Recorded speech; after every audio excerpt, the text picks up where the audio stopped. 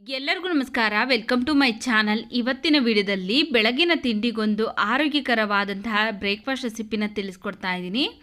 ನೋಡಿ, ಇಲ್ಲಿ ಒಂದು ಪಾತ್ರೆಗೆ ನಾನಿಲ್ಲಿ 1 ಕಪ್ಪು ಹೆಸರು ಕಾಳು ಹಾಕ್ಕೊಂಡಿದ್ದೀನಿ. ಹಾಗೆಯೇ ಅರ್ಧ ಕಪ್ಪು ಉದ್ದಿನಬೇಳೆ ಹಾಕ್ಕೊಳ್ತಾ ಇದ್ದೀನಿ. 1 ಕಪ್ಪು ರೇಷನ್ ಅಕ್ಕಿ ಹಾಕ್ಕೊಳ್ತಾ ಇದ್ದೀನಿ.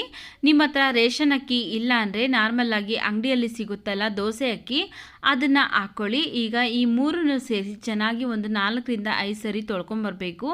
ರೇಷನ್ ಅಕ್ಕಿಯಲ್ಲಿ ಧೂಳೆಲ್ಲ ಜಾಸ್ತಿ ಇರುತ್ತೆ, ಆದ್ದರಿಂದ 4 ರಿಂದ 5 ಸರಿ ತೊಳ್ಕೊಂಬಂದಿದ್ದೀನಿ ನೋಡಿ ಇಲ್ಲಿ.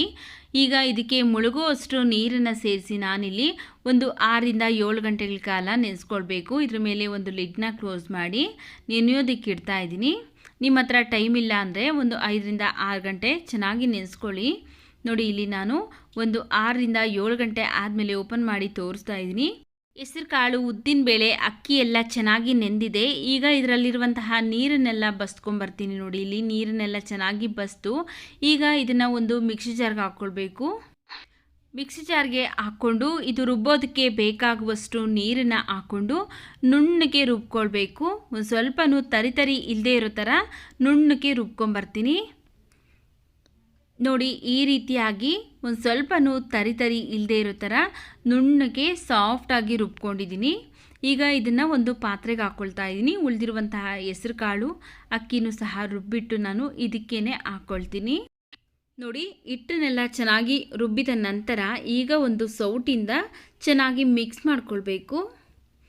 ಚೆನ್ನಾಗಿ ಒಂದು ಸರಿ ಮಿಕ್ಸ್ ಮಾಡಿಕೊಂಡು ಈಗ ಇದ್ರ ಮೇಲೆ ಒಂದು ಪ್ಲೇಟ್ನ ಮುಚ್ಚಿ ಬೆಳಗ್ಗೆವರೆಗೂ ಹುಳಿಯಾಗೋಕ್ಕೆ ಬಿಡ್ತೀನಿ.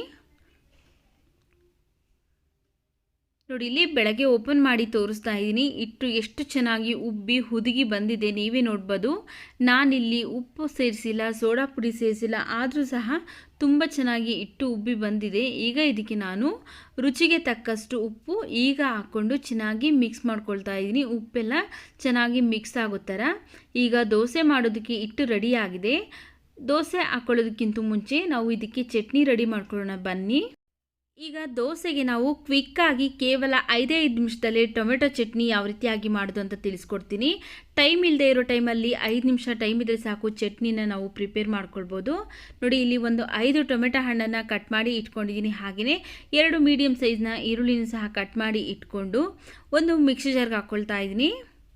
ಟೊಮೆಟೊ ಹಾಗೆ ಈರುಳ್ಳಿ ಎರಡನ್ನೂ ಸಹ ಒಂದು ಮಿಕ್ಸಿ ಜಾರ್ಗೆ ಹಾಕ್ಕೊಂಡಿದ್ದೀನಿ. ಈಗ ಇದಕ್ಕೆ ನಾವು 1 ಗಡ್ಡೆ ಬೆಳ್ಳುಳ್ಳಿನ ಸಿಪ್ಪೆ ತೆಗೆದು ಹಾಕ್ಕೊಳ್ತಾ ಇದ್ದೀನಿ. 1/4 ಸ್ಪೂನ್ ಆಗುವಷ್ಟು ಅರಿಶಿನ ಪುಡಿ, 1 ಸ್ಪೂನ್ ನಾನಿಲ್ಲಿ ಸಾಂಬಾರ್ ಪೌಡರ್ ಹಾಕ್ಕೊಳ್ತಾ ಇದ್ದೀನಿ. ಬೇಳೆ ಸಾಂಬಾರಿಗೆಲ್ಲ ಯೂಸ್ ಮಾಡ್ತಿರಲ್ಲ ಅದೇ ಸಾಂಬಾರ್ ಪೌಡರ್. ಹಾಗೆಯೇ 1 ಸ್ಪೂನು ಖಾರಕ್ಕೆ ರೆಡ್ ಚಿಲ್ಲಿ ಪೌಡರ್ ಹಾಕ್ಕೊಳ್ತಾ ಇದ್ದೀನಿ. ನೋಡಿಕೊಂಡು ನಿಮ್ಮ ಖಾರಕ್ಕೆ ಎಷ್ಟು ಬೇಕೋ ಅಷ್ಟು ನೋಡಿಕೊಂಡು ಹಾಕ್ಕೊಂಡು ನೀರೇನು ಸೇರಿಸ್ತೇನೆ, ನುಣ್ಣಗೆ ರುಬ್ಕೊಂಡಿದ್ದೀನಿ. ನೋಡಿ, ಇಲ್ಲಿ ಟೊಮೆಟೊ ಎಲ್ಲ ನೀರಿನಂಶ ಇರೋದ್ರಿಂದ ನೀರನ್ನ ಸೇರಿಸಿಲ್ಲ.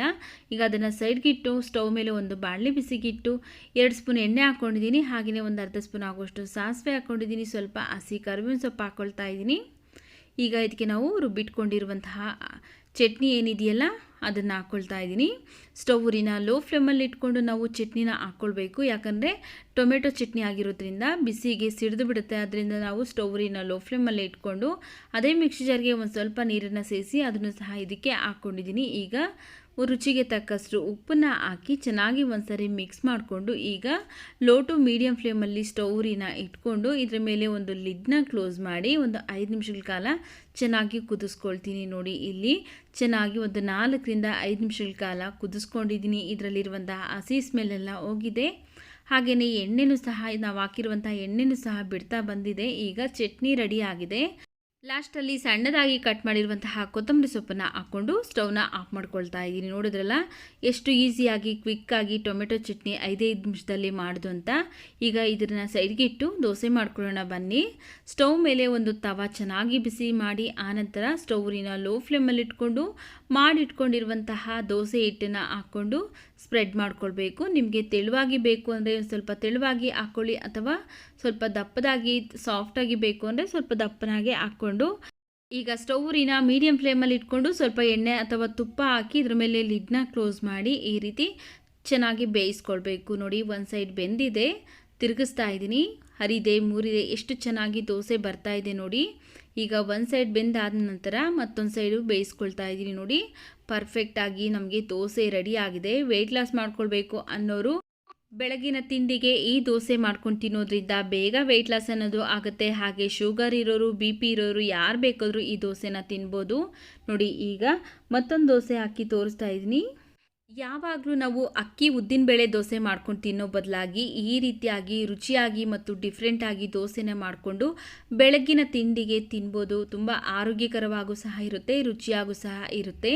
ನೋಡಿ, ಈಗ ಎರಡನೇ ದೋಸೆನೂ ಸಹ ರೆಡಿಯಾಗಿದೆ. ನೋಡಿ, ಈಗ ಬೆಳಗ್ಗಿನ ತಿಂಡಿಗೆ ಹೆಸರುಕಾಳು ದೋಸೆ ಮತ್ತು ಟೊಮೆಟೊ ಚಟ್ನಿ ರೆಡಿಯಾಗಿದೆ. ಈ ವಿಡಿಯೋ ನಿಮಗೆ ಇಷ್ಟವಾಗಿದೆ ಅನಿಸಿದ್ರೆ ವಿಡಿಯೋಗೊಂದು ಲೈಕ್ ಮಾಡಿ, ವಿಡಿಯೋವನ್ನು ಶೇರ್ ಮಾಡಿ. ನಮ್ಮ ಚಾನಲ್ಗೆ ನೀವಿನ್ನೂ ಸಬ್ಸ್ಕ್ರೈಬ್ ಮಾಡ್ಕೊಳ್ಳದೆ ನೋಡ್ತಾ ಇದ್ದರೆ ಪ್ಲೀಸ್ ನಮ್ಮ ಚಾನಲ್ಗೆ ಸಬ್ಸ್ಕ್ರೈಬ್ ಮಾಡಿಕೊಂಡು ಸಪೋರ್ಟ್ ಮಾಡಿ ಸ್ನೇಹಿತರೆ.